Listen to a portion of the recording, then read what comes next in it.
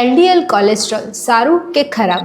સૌથી પહેલાં એક વાત સમજો, જો એલડીએલ એટલું ખરાબ હોત તો આપણું શરીર એને બનાવતું જ કેમ? હકીકતમાં એલડીએલ એક ટ્રાન્સપોર્ટ વ્હીકલની જેમ કામ કરે છે.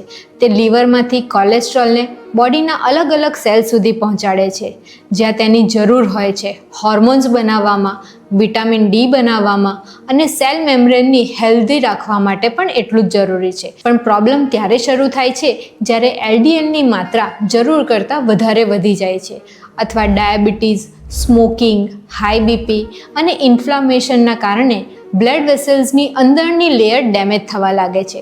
ત્યારે એલડીએલ આ ડેમેજ જગ્યાઓ પર જમા થવા લાગે છે. ધીમે ધીમે આ પ્લેકમાં બદલાય છે, આર્ટરીઝને સાંકડી કરે છે અને હાર્ટ એટેકને, સ્ટ્રોકનું રિસ્ક વધી જાય છે. એટલે ફક્ત એલડીએલ કેટલું છે એ જોવું પૂરતું નથી, પણ આ સમજવું પણ એટલું જ જરૂરી છે કે તમારી બ્લડ વેસલ્સ કેટલી હેલ્ધી છે અને બીજા રિસ્ક ફેક્ટર કેટલા કંટ્રોલમાં છે.